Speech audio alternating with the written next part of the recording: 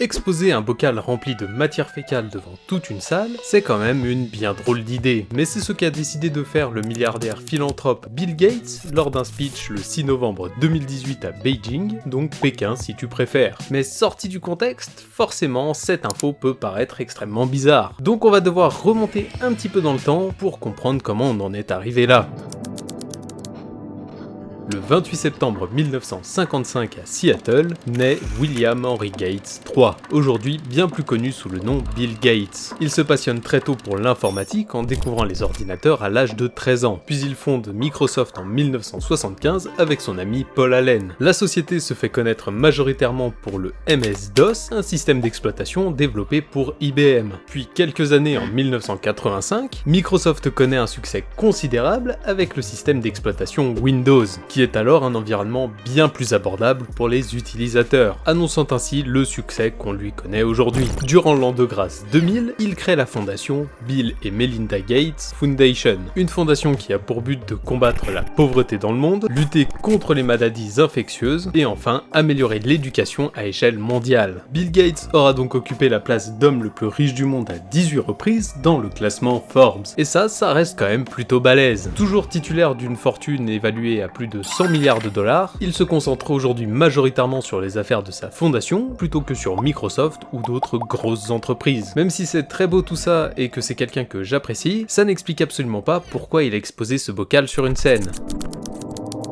Depuis plusieurs années, forcément j'ai pas trouvé la date exacte, le monsieur se sent investi d'une mission particulière, sauver le climat. En 2015, il lance Breakthrough Energy, une entreprise, une organisation, qui agit pour accélérer la transition vers une énergie plus verte et donc forcément plus durable. Donc même si ce n'est pas directement avec cette organisation que William Henry Gates III a présenté ce bocal, je dirais que c'est en quelque sorte le point de départ de cette volonté de créer un monde plus vert, en tout cas présenté aux yeux du grand public, parce que sinon sa fondation a été créée quand même 15 ans avant. Donc même si ce n'est pas immédiatement lié à notre histoire de mer, pourquoi est-ce que le monsieur s'intéresserait à ça? Pourquoi est-ce qu'il s'intéresserait directement à l'environnement? Mais comme on n'est pas sur la chaîne de Dr Nozban, je vais pas m'attarder plus que ça sur le sujet. Selon le site igenial.com, les toilettes du futur devraient nous aider à prévenir les maladies et à protéger l'environnement. Car lorsque l'on se lâche sur le trône, il y a jusqu'à 200 000 milliards de rotavirus, qui est surtout responsable de diarrhées fulgurantes chez les enfants, 20 milliards de bactéries Shigella, une bactérie dégueulasse qui peut contaminer par voie féco-orale, ainsi que 100 000 œufs de vers parasites.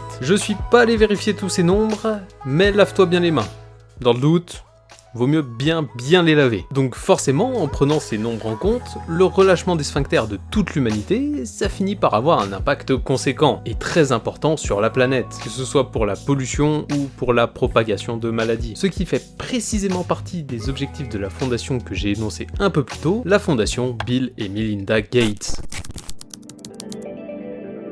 En 2011, la fondation lance le Reinvent the Toilet Challenge, dans le but de créer les toilettes du futur, qui devraient s'occuper efficacement et sans danger des déchets humains, et le tout de manière parfaitement autonome. Et dans l'idéal, il faudrait que ces toilettes n'utilisent pas ou très peu d'eau et d'électricité. Et oui, on reste un petit peu dans l'idée de développement durable, donc c'est toujours un peu dommage de voir de l'eau potable disparaître au fond des chiottes. Comme nous vivons dans un monde très disparate et inégalitaire, des milliards de personnes dans le monde n'ont tout simplement pas accès au même système sanitaire que nous, ce qui crée un besoin énorme pour les populations mondiales concernant le trône. Dans le but de régler un petit peu ce genre d'inégalité, ce challenge a été initié pour faire une sorte d'appel mondial au développement de cette nouvelle technologie. Il y a eu plein de chercheurs et d'ingénieurs qui ont donc fini par travailler sur ce projet, et le moins que l'on puisse dire, c'est que la phase de recherche et développement, c'est extrêmement long. Et ça a théoriquement pris fin un an plus tard, donc en 2012, avec l'annonce de plusieurs finalistes. Et à l'issue de cette année, il y a quand même eu des résultats très intéressants, notamment 3 universités qui ont proposé des systèmes que je qualifierais personnellement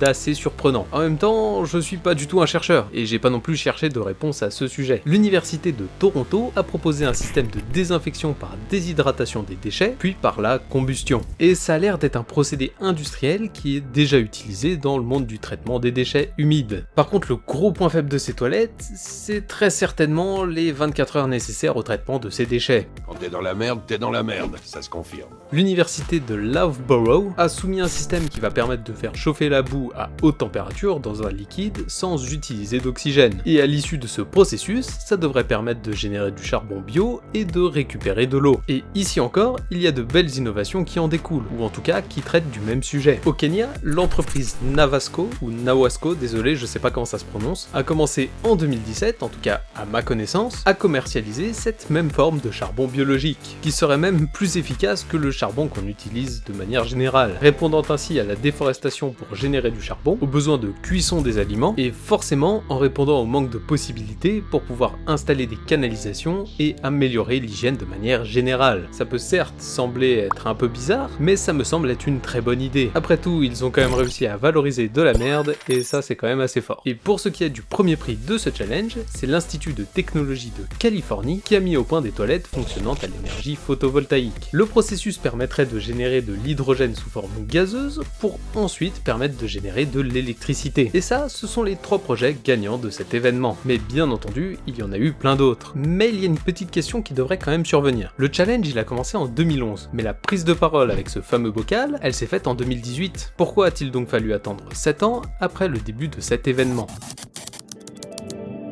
Le développement de nouvelles technologies, tu t'en doutes, ce n'est pas gratuit. Le temps, le nombre de chercheurs, la main-d'œuvre, le matériel nécessaire, tout est absolument colossal si on compare par exemple à un smartphone. Et ben là, c'est exactement pareil. Le coût de recherche et développement, le prototypage et la mise en service finale du produit, ça implique forcément un délai certain et un investissement fort. Mais même le challenge, il n'a pas été motivé uniquement par la bienveillance et l'altruisme. Je dois me montrer altruiste.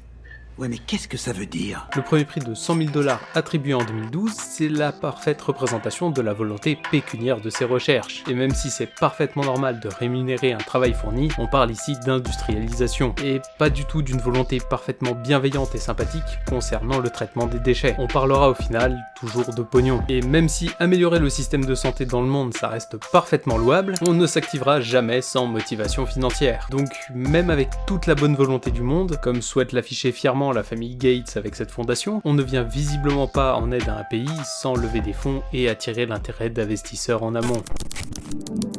Le long développement de cette technologie, comme la possibilité de mettre sur le marché ces modèles, donc j'entends par là le processus complet de la production, ont sûrement été la raison pour laquelle 7 ans ont dû séparer le début du challenge en 2011 et la prise de parole à Beijing en 2018. L'événement Reinvent the Toilet Expo avait pour but de présenter au public, comme aux entreprises du monde de la tech, l'intérêt d'une telle technologie, tout comme le potentiel économique de la manipulation. Et pour marquer les esprits, quoi de mieux que de faire quelque chose que personne n'aurait jamais fait. En dévoilant le bocal devant toutes ces personnes, il devenait relativement facile de capter l'attention de n'importe qui. Quelque chose de tout simplement improbable que l'un des milliardaires les plus connus du monde a finalement décidé de faire. Et même si avec le recul ça paraît un peu marrant et un peu dégueu comme anecdote, ça part d'une excellente idée et d'un vrai besoin super important pour l'intégralité du monde. Si bien que grâce à cet événement ainsi que un petit peu quand même la notoriété de Bill Gates, Samsung a visiblement été très intéressé par ce projet. Si bien qu'en 2022, la firme a annoncé un produit qui serait capable de recycler les déchets, mais également qu'elle travaillait en collaboration avec la fondation Bill et Melinda Gates. Il semblerait qu'aujourd'hui il y ait des tests qui soient effectués dans les pays en développement, notamment au Ghana, et même si le chemin reste très long à parcourir, il semblerait que Bill Gates puisse enfin commencer à voir le résultat d'un travail commencé il y a maintenant plus de 10 ans. Et même si je n'ai pas personnellement évalué le coût en termes monétaires ou en termes d'environnement pour le développement de telles toilettes, je pense sincèrement et j'espère que cela représente un véritable pas vers la bonne direction pour la planète. Bon, bien évidemment, je n'ai pas parlé de toutes les inventions qui étaient tentées dans les 4 coins du monde, d'autant que ça ne se fait pas nécessairement par le recyclage des déchets, mais potentiellement via un traitement un peu plus biologique. Mais à travers cette vidéo, je voulais parler un petit peu d'un événement un peu cocasse et d'une figure assez connue du monde de la tech. Et comme je l'ai dit, une figure que j'affectionne. Donc désolé si le tour d'horizon n'est pas vraiment complet. J'ai effectué pas mal de recherches pour faire cette vidéo, j'espère que j'ai pas fait d'erreur dans les dates ou dans les noms. J'espère aussi que cette vidéo t'a plu malgré le sujet relativement atypique, et peut-être que ça t'a aussi fait un petit peu réfléchir sur la gestion des déchets et un peu sur l'environnement. En tout cas, moi je te dis à très bientôt pour de nouvelles vidéos, c'était Survel, ciao.